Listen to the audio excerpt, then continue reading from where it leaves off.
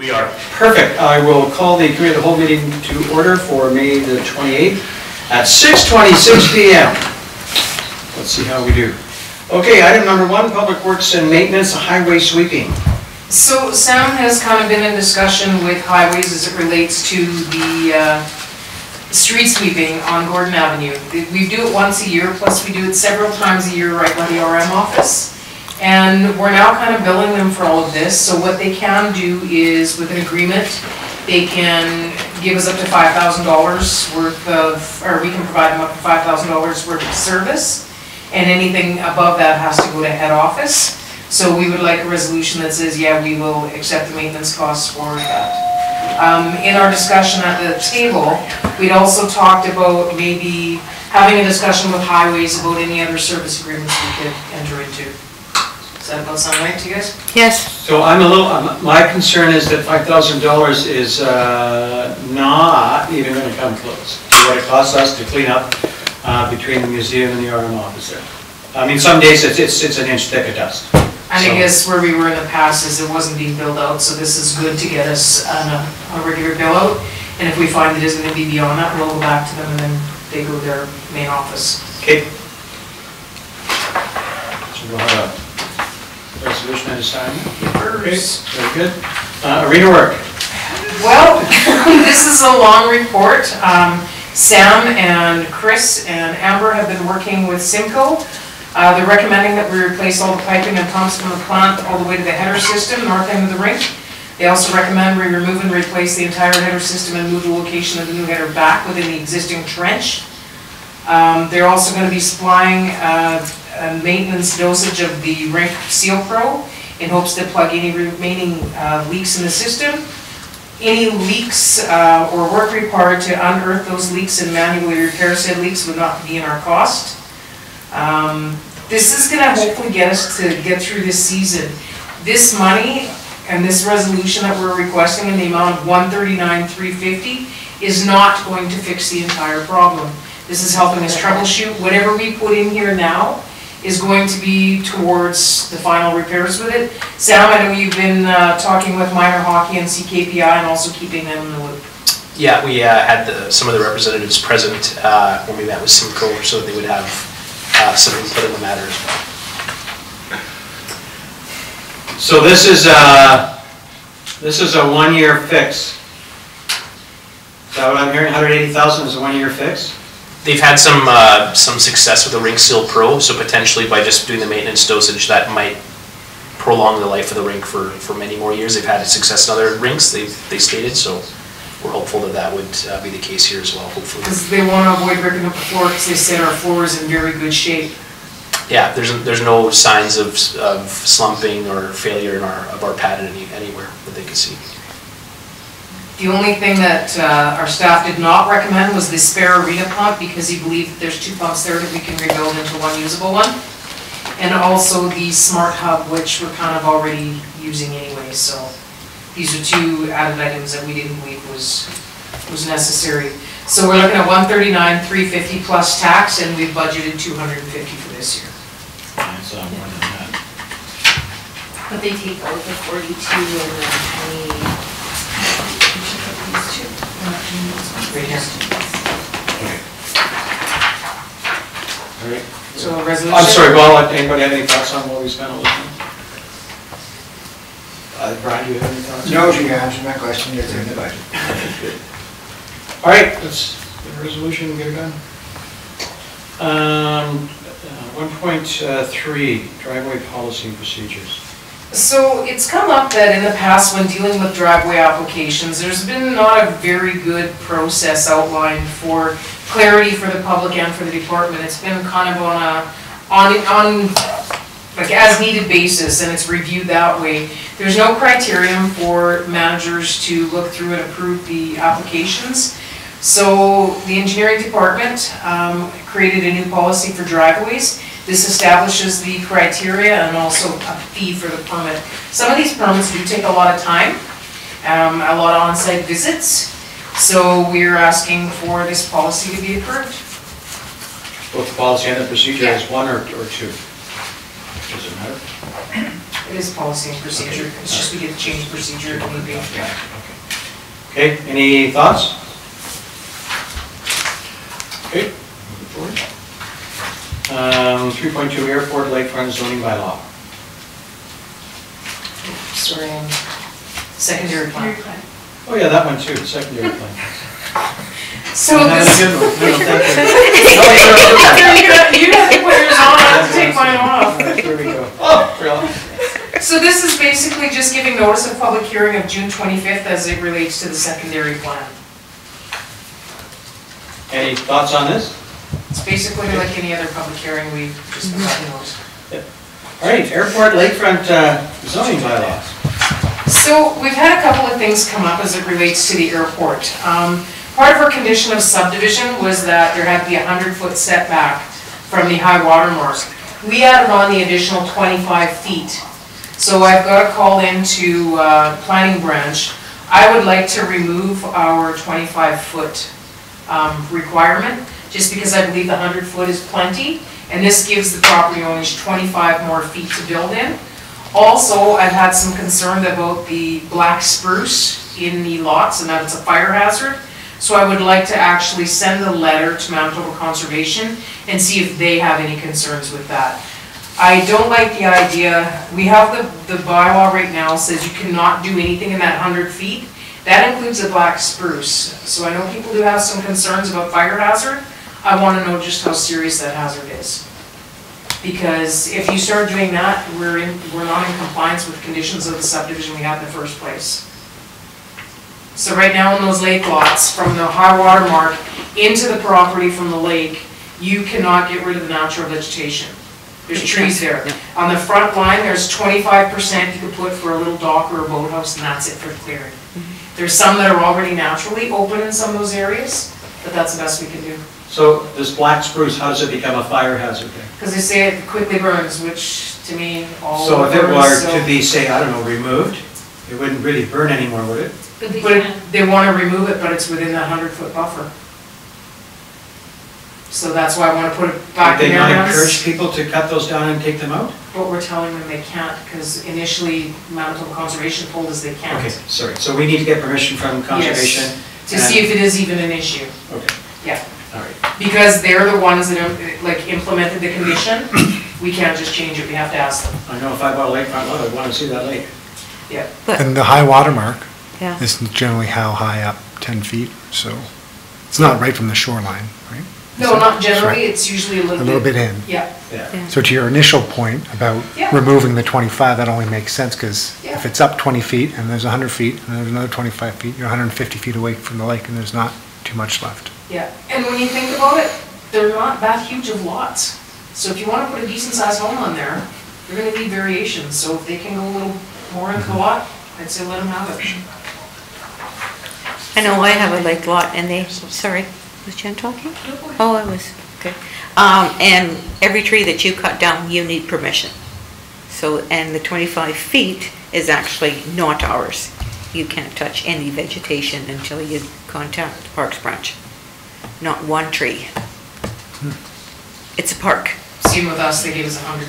They gave you 100, that's Yeah, pretty 100. good. But as for a fire hazard? No, meaning they gave us 100 feet that you can't touch any of the wood. Oh, And that yeah, 25 feet of ours, you can touch all you want. Yeah, that's what we want. okay, yeah. Okay. So we're amending the zoning bylaw. Yeah. 3.3 subdivision application. So as part of the approval process for subdivision, this is as it relates to Manitoba Housing. This is an application for the subdivision conditions approved as outlined. So there's going to be some rezoning, there's going to be some development changes and site specifications for Centennial Drive. So what we're doing is requesting a resolution to accept this as the conditions outlined. Any comments? Just to outline the MTS and any of the other departments really didn't have much of a problem with any of this. It was mostly our internal zoning. 3.4 variation application, 416 Bignell. So we have a variation application for a duplex that's going to be located on Bignell Avenue. The site area is 60, or is supposed to be 75 feet, and it's existing only 66. We'd like to waive the applicant being present, but let him be present by phone, just because he's from out of town. But he's still participating in the meeting to answer questions if need be.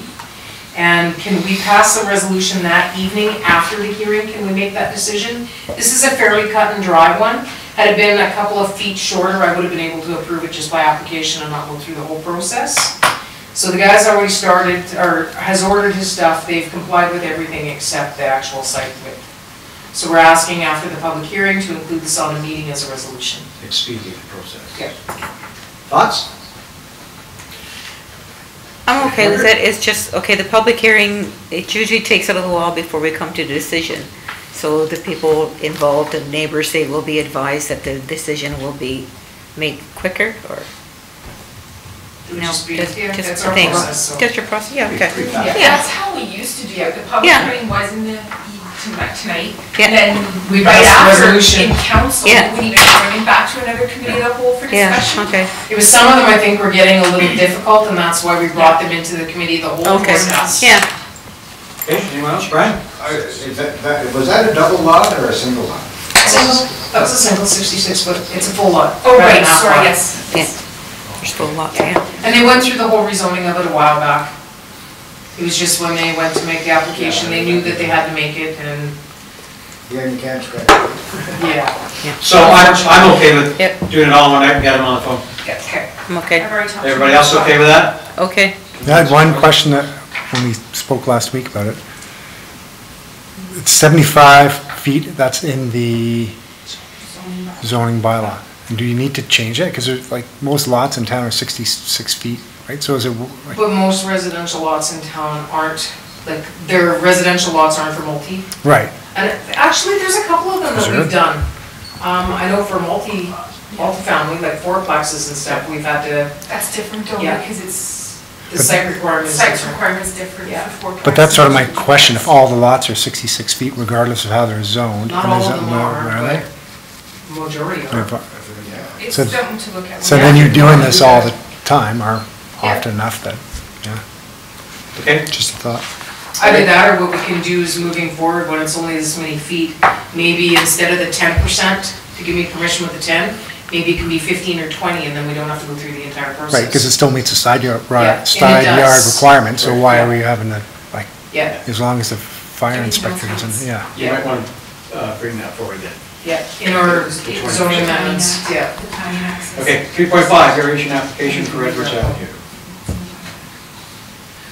So this is the application that we just heard this evening, and this is with Home Hardware signs. So what we would require is a resolution to permit a variation from 2 signs to 5, and total sign square footage from 64 to 478.49 square feet.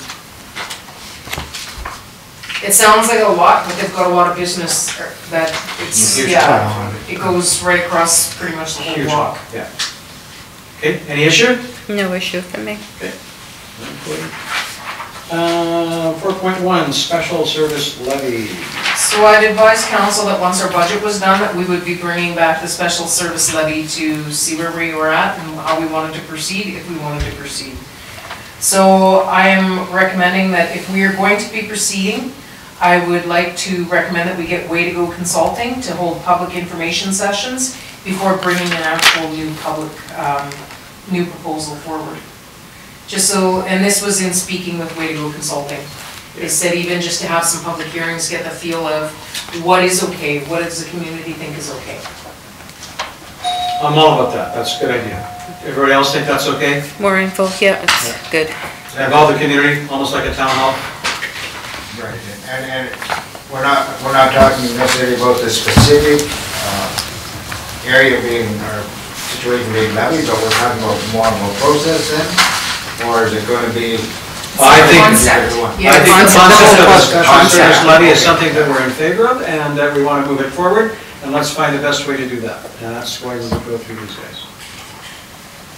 Okay, then Resolution or just information? we'll move forward with that. I would do a resolution to hire him to carry on with the next phase. Okay. 4.2, designated officers, bylaw officer. Officials. We realized that there was 2 positions that should have been included in this, just so we could have some continuity with it. So that would be your acting fire chief and public works foreman. So we want to repeal the previous bylaw to include adding these two positions as designated officers under the Municipal Enforcement Act. So it'll be first reading to the bylaw. Right. Okay, everyone? Okay. Let's go, 4.3, reserve fund balance, Councillor Gill. So yeah, as I outlined in my issue sheet, reserve funds allow for funds to be put aside to allow some financial flexibility. A strong reserve fund program feeds into our asset management plan, which in turn feeds into the strategic plan. This creates a better environment for decisions and enables better management of risk within the community. So I think what we've seen in the last few weeks, even in regards to the Community Enhancement Fund, at least I don't have a clear handle of what we have in our reserve funds. I think that's a fair comment. What other municipalities do, once the audited statements are done, they have a reserve review, which I think would be good for us. It would then be on the record. We, as a council, or any council, would be aware of what sort of money you have on hand, for one, and the flip side, as one gentleman pointed out in the budget hearing, that he didn't feel there was enough funding there to do some of the things we were trying to do. So not only council knows, but then the public knows, it goes on record, and everyone's sort of playing by the same playbook. So I'd like to bring forward a resolution to come up with a policy that annually, once the financial audited statements are done, that a reserve review follows that. Yeah.